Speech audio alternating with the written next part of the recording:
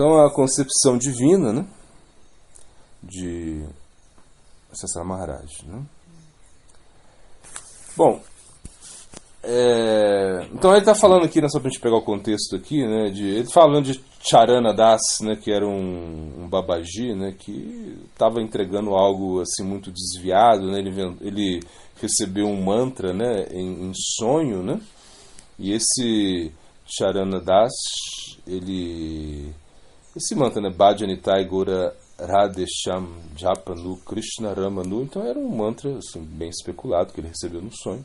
Ele era uma pessoa muito atrativa, né? Dizem que ele tinha fala que ele tinha um corpo gigantesco, né? Enfim, que ele dançava, e ele queria atrair também, ele se aproximou de Prabhupada Bhaktisiddhanta para atrair Prabhupada Bhaktisiddhanta. Prabhupada Bhaktisiddhanta até perguntou para ele: onde você escutou esse mantra? Esse mantra não tem nenhum shastra, não tem lugar nenhum. Ele falou: não, foi num sonho. O Prabhupada Bhaktisiddhanta o rejeitou completamente. Bhaktivinoda Thakur também o rejeitou, né? Mas enfim, esse é o contexto aqui, né? Tá falando, ele disse que não se deve construir uma latrina paca, o que significa que você não precisa se casar. Sempre que houver necessidade de passar aquele... A tradução também é estranha aqui. A tradução ficou um pouco estranha, mas é mais ou menos assim: você não precisa construir um banheiro, né? Ele está falando. Mas quando você tiver necessidades, assim, fazer as necessidades, você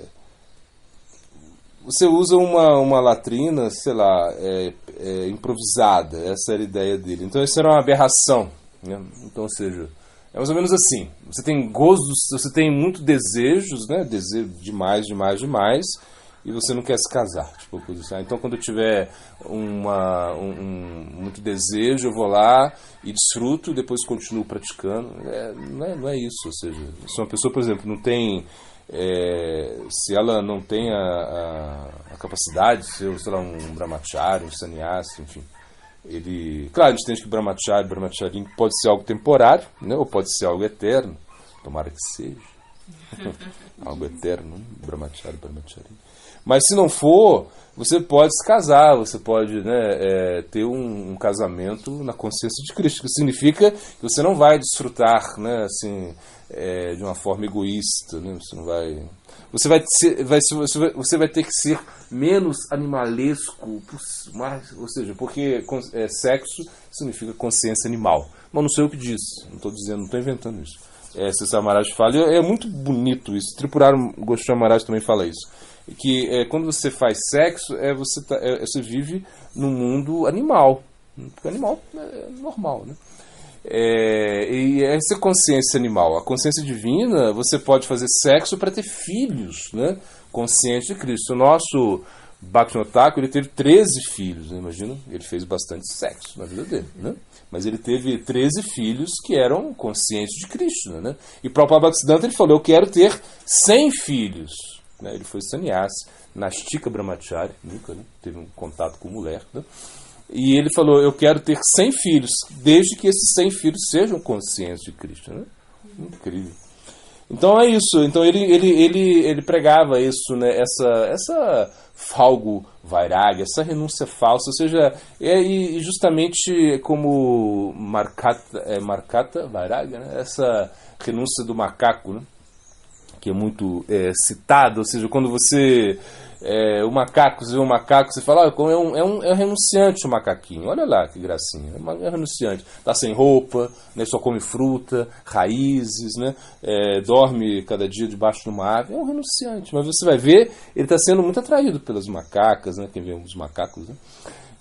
Aí eles estão querendo toda hora fazer sexo, tem várias macacas, enfim, isso que Mahaprabhu abominável, né? A falsa renúncia, né? Você vai lá, assumiu a posição de ser um renunciante, mas você desfruta, né? de forma escondida. Isso é uma aberração, isso é uma coisa que realmente mancha, né? Toda a nossa linhagem, né? Então, por isso é melhor, né? Se a pessoa realmente se sente tão... se ela tem tantos desejos assim que ela não consegue se controlar, é melhor que se case, né? Por isso que ele fala, né? É melhor assim. Então essa filosofia era uma filosofia assim bem abominável, né? Shakbek foi outra aberração de Charanadas, né? Shakbek é um tipo de imitação, né? Eles pensam que se eu puder vestir externamente as vestes de uma Shak, isso me lembrará que eu sou realmente uma mulher, né? Eles também recebem um mantra, né? Assim, você é uma garota da idade, né? Sei lá, de 11 anos, né? E você está no grupo de Rupa Manjari, né? Vilasa Manjari, etc., né? Você deve meditar nisso, né? Você é uma jovem, é uma Shaki, né? Você tem um serviço particular, né? Sei lá, você pega flores aí pro seu grupo, né? Você deve implorar e manter a sua... Você pensa, eu sou uma mulher e assim, no sentido que eu sou uma Shaki. Bom, é isso, né? Que esse era o grande desvio dele, né? Shakbek. Você externamente se veste como uma gopi para você tentar meditar no seu cidadê. É uma coisa absurda isso. Era um absurdo isso, né? Isso foi uma coisa... Imagina lá o cara se vestindo de mulher, né? E para praticar bhajana, ou seja, para ficar meditando nisso. Eu sou uma gopi, eu tenho 11 anos, agora eu estou servindo no grupo de Lalita, de Rupa Manjari, enfim. Então isso é sarradismo, isso é uma coisa barata, né? Você acha que veste, né? Se veste como uma gopi, você é uma gopi, e isso é uma coisa completamente longe da nossa filosofia. Por isso, Prabhupada ele escreveu esse verso, né? Pujara Ragapata Gaurava Bangi Matala Harijam Vishayarami. Ou seja, que a gente tem que colocar tudo isso, né? Toda essa o raga, o caminho do raga, a gente tem que dar muita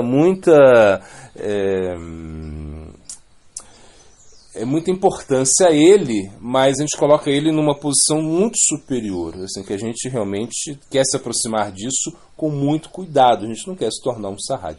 E na realidade, sarradismo não somente, o próprio Occidente dizia, não é somente um imitacionismo, né? Quando você quer as coisas fáceis, isso é como ser um sarradi.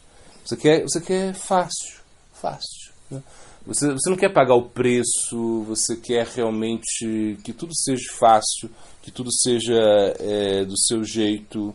Isso é um sarradismo, né? Assim, você pratica do seu jeito, você serve do seu jeito, você recebe uma instrução, você faz do seu jeito, né? É como uma espécie de sarradismo também. O próprio Bhaktisiddhanta, ele falava isso, né? Não é somente o imitacionismo, né? É você também não querer... Ele fala uma palavra, ele tem uma palavra que me escapou agora, mas é você realmente querer as coisas de uma maneira muito fácil, não pagar o preço que uma coisa vale, porque tudo tem o seu preço, né? Por exemplo, quando você logo no início, né? Krishna Prite Bhogatyaga, Krishna Tirte. Imagina, você precisa fazer o que Krishna gosta. Você não faz o que Krishna não gosta, você rejeita, você aceita, você fica realmente medindo o que você pode fazer, o que você não pode fazer.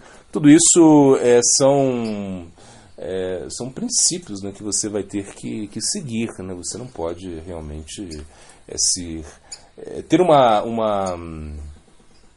vida muito livre, né? Ou seja, você precisa de certa repressão, né? A gente pega o serviço devocional, ele, em certo sentido, ele tem que te reprimir. Você tem que se reprimir.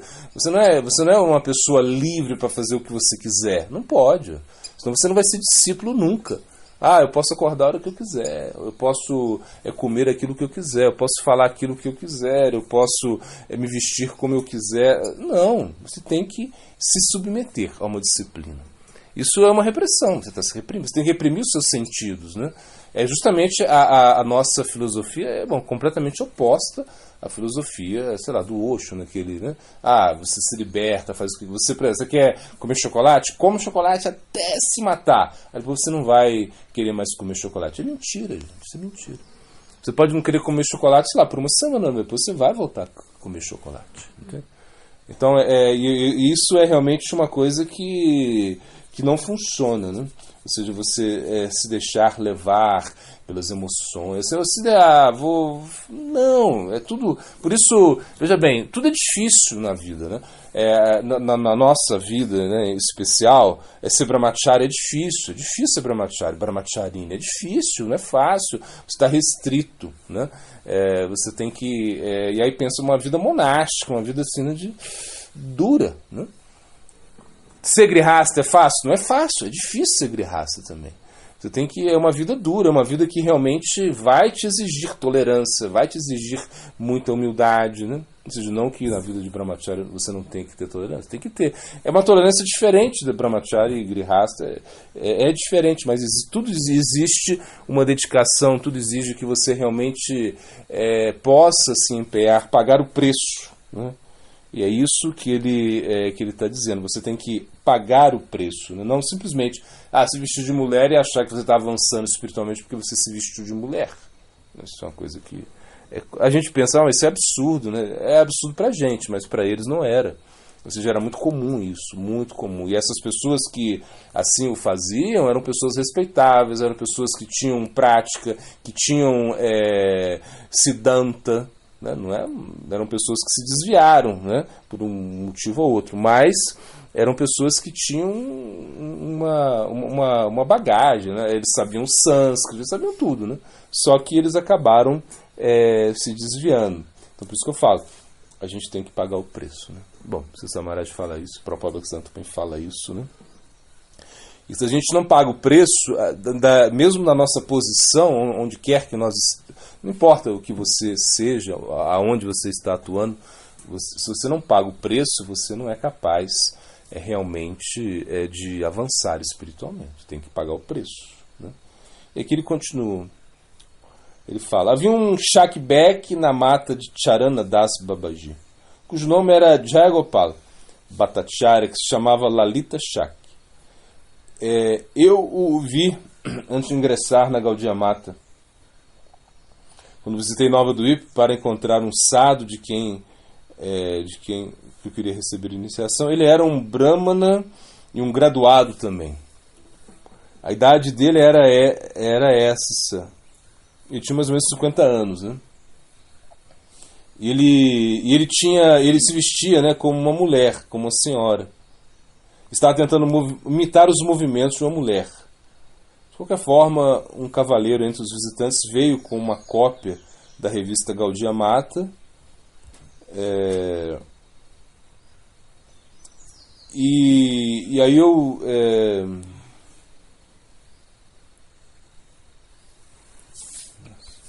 mais ou menos assim. É que Samaraj foi lá, se encontrou com esse cavaleiro, esse homem, que era uma pessoa muito respeitada, ou seja, era um brahma, né, uma pessoa erudita, tinha um cargo, ele é formado, uma coisa assim. E ele se vestiu como uma mulher, como uma senhora, né? E aí chegou esse... Samaraj ainda não estava com os devotos ainda, aí chegou esse artigo, né, sobre Shakbek, né, ou seja, sobre esse desvio, né, que nada a ver, né, você ficar se vestindo com uma mulher achando que vai ser uma gopi, né? E aí quando... E ele estava assim, ele não falava com ninguém, né, porque o papel dele, que ele estava representando, ele era a imagem assim, de uma mulher tímida, né, uma moça tímida, uma manjari, uma coisa assim, uma gopi muito tímida. Esse era como o seu humor, né? E aí quando leram esse artigo, ele imediatamente, nele saiu uma voz de homem. Peraí, o que é isso? Não podem...